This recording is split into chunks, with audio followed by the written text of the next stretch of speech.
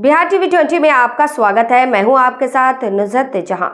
आने वाले अगले लोकसभा चुनाव की तैयारी के सिलसिले में सीमांचल के किशनगंज संसदीय क्षेत्र में 3 दिवसीय दौरे पर आए एमआईएम सुप्रीमो बैरिस्टर सांसद असदुद्दीन ओवैसी ने पूर्णिया के डगरुआ की सभा में कहा कि एमआईएम की टिकट पर सीमांचल की जनता की ओर से निर्वाचित होकर जिन चारों विधायकों ने राजद नीतीश तेजस्वी के पास पैसे और पोस्ट के लिए खुद को बेच लिया, उन्हें इस सीमांचल की जनता तब तक गद्दार कहती रहेगी जब जब वे चारों किसी सियासी दौरे के लिए खड़े होंगे। उन्होंने कहा कि उन चारों की पलटी से सीमांचल की जनता को कुछ भी हासिल नहीं हो पाया और अब तो लालू और तेजस्वी ने मिलकर इस बिहार और नीतीश कुमार को भी सुनियोजित तरीके से सेटिंग कर बीजेपी आरएसएस के हवाले कर दिया है। ओवैसी ने कहा कि हम ऐसे तमाम गद्दारों की सियासी खिलाफत के लिए अब तब तक खड़े रहेंगे जब तक कि ये चारों सियासी महकमों से गुम न हो जाए। देखिए इस वीडियो में ओवैसी ने क्या कहा। सीमांचल से विशाल पिंटू विकास की खास रिपोर्ट। समझ रहे हो कि हमने तेजस्वी और नीतीश के पैर पड़कर हमने मजलिस को सीमांचल में कमजोर किया। तुम लिख कर रख लो, अल्लाह मुझे जब तक जिंदा रखेगा मैं तुम्हारी इस गद्दारी को भूलने वाला नहीं हूं। तुम जहां कहीं भी खड़े होगे सियासी तौर पर हम तुम्हारा मुकाबला करेंगे। अल्लाह सीमांचल की जनता के जरिए सीमांचल की जनता के जरिए तुमको शिकस्त देगा और इंशाअल्लाह तुम बदनामी और गुमनामी के वादियों में गुम हो जाओगे। तुमको आज जो इज्जत मिली वो सीमांचल की जनता की वजह से पहचान मिली। गरीब खामोश बैठा है मगर विधानसभा का चुनाव आने दो, यही जनता तुम्हारी जमानत जब्त करवा कर तुमको हमेशा घर में बिठाएगी इंशाअल्लाह। नाम लेकर वोट हासिल किए, मैं उनसे भी कहना चाह रहा हूं, अरे तुम्हारा घर तुमको छोड़ दिया था, कोई तुम्हारा हाथ पकड़ने तैयार नहीं था, मजलिस ने तुम्हारा हाथ थामा। मगर मैं आज जिम्मेदारी के साथ कह रहा हूं कि अगर आज तस्लीमुद्दीन साहब का कोई सियासी वारिस है, अल्लाह तस्लीमुद्दीन साहब की खबर को नूर से भर दे, अल्लाह तस्लीमुद्दीन साहब के दर्जात को बुलंद फरमा, अल्लाह उनकी मग़फ़िरत फरमा दे। अगर आज सीमांचल में तस्लीमुद्दीन साहब का कोई सियासी वारिस है तो उसका नाम अख्तरुल ईमान है। इसलिए कि अख्तरुल ईमान ने अपने ईमान का सौदा नहीं किया, अख्तरुल ईमान ने अपने गिरेबान के तार नहीं बेचे, अख्तरुल ईमान ने सीमांचल की जनता के ख्वाबों का सौदा नहीं किया। अख्तरुल ईमान अटल है और ठहरा हुआ है, अख्तर मुस्लिमीन से वाबस्ता रहूंगा।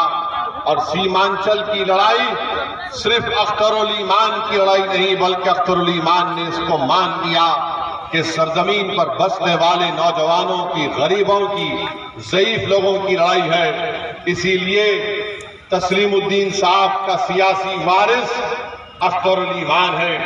तस्लीमुद्दीन साहब की औलाद जरूर है मगर उनको एजाज ये नहीं मिल सकता कि तुम तस्लीमुद्दीन साहब के सियासी वारिस हो, तुम तस्लीम साहब की औलाद हो, वो हक तुमसे कोई नहीं छीन सकता। मगर तस्लीमुद्दीन का कोई सियासी वारिस है तो उसका नाम अख्तरुल ईमान है। तुम्हारी जेब भर चुकी होगी, तुम्हें माली फायदा हुआ होगा, मगर बताओ उन सीमांचल के नौजवानों का क्या फायदा हुआ जो अपने घर बार को छोड़कर भारत के कोने कोने में जाकर मेहनत मजदूरी करते हैं। बताओ सीमांचल के उस किसान का क्या फायदा हुआ जिसकी हर साल जमीन पानी के बहाव से कट जाती है।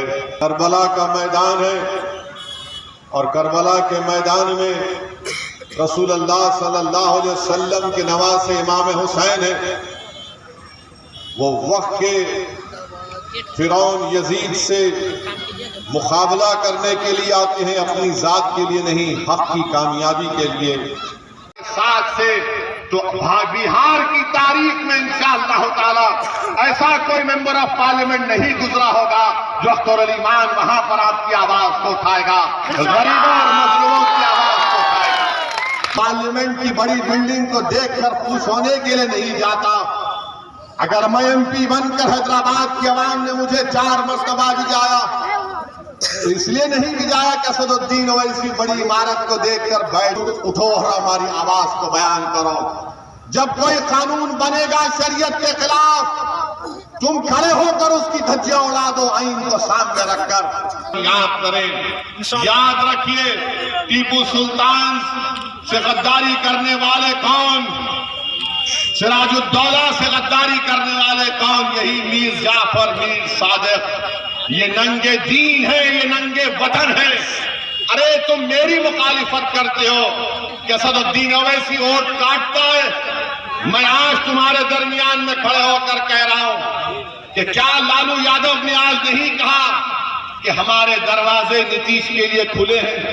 लालू जी, आपका घर तो टूट गया, अब कौन सा दरवाजा खोलेंगे नीतीश के लिए आप?